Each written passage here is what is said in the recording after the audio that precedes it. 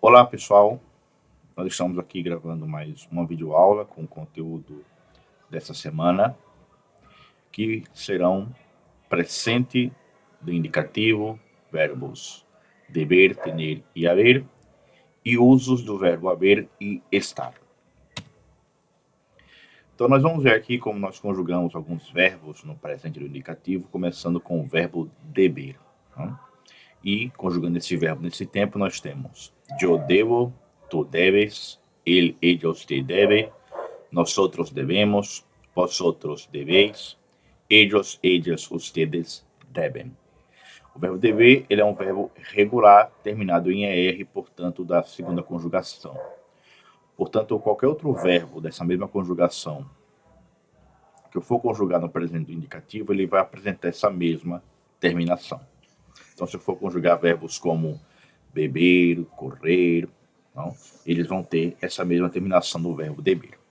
Quanto ao uso, nós podemos usar o verbo dever para dar conselhos ou orientações. Exemplo, devemos usar menos el coche para não contaminar tanto el aire.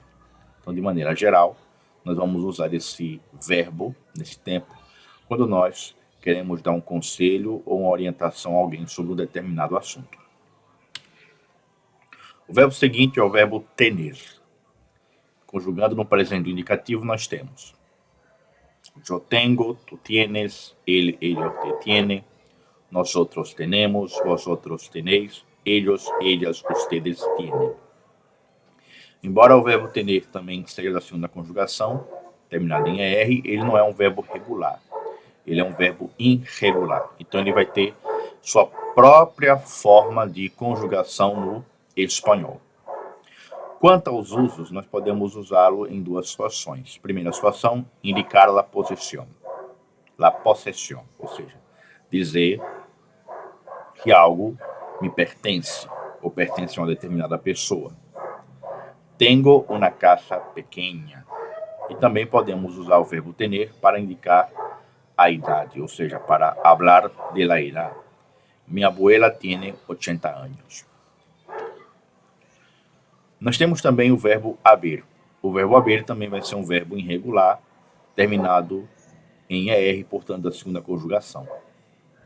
Esse verbo ele vai apresentar duas formas de conjugação, dependendo da situação em que ele é usado. Né?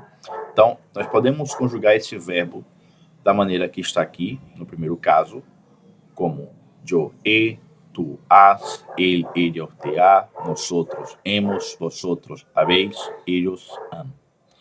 Porém, eu também posso conjugar o verbo haver em sua forma impessoal, que é I. E nesse caso, eu só vou ter essa forma. Ele não vai ser conjugado com os pronomes. Ele sempre é usado nessa forma que vocês estão vendo aí, I. Quanto ao uso, nós podemos usar o verbo haver como verbo auxiliar, né? Quando ele é usado num determinado tempo composto do passado, como nesse exemplo, me he despertado temprano hoy. Então aqui o verbo haver está sendo conjugado na primeira pessoa com e ele aqui é um verbo auxiliar. Ou também pode ser indicado para falar sobre a existência, né? Indicar existência. E aí nós vamos usar a forma hay. Hay buenos productos en la tienda. Vamos então analisar a diferença entre o uso do verbo haver e estar. Quando usamos os verbos haver e estar para indicar lugar, devemos observar a diferença de uso entre essas formas. Então, toda vez que eu for usar esses verbos para indicar lugar, eu tenho que observar qual deles usar dependendo do contexto em que ele vai aparecer. Quanto ao verbo haver, quando é que eu vou usar o verbo haver para indicar um lugar?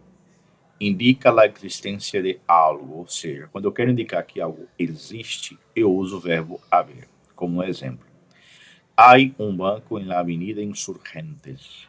Então aqui eu estou usando o verbo haver para dizer que existe, né, um banco nesse lugar. Quanto ao verbo estar, eu vou usar para indicar la ubicação, ou seja, localização, localizar algo no espaço.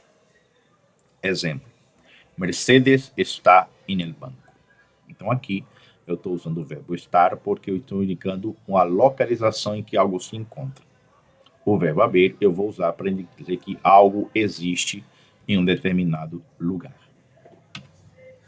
Então, esse é o nosso conteúdo dessa semana. Eu irei disponibilizar na ementa a data e horário da monitoria, caso vocês queiram procurar o professor para tirar alguma dúvida em relação ao conteúdo e sobre as atividades propostas.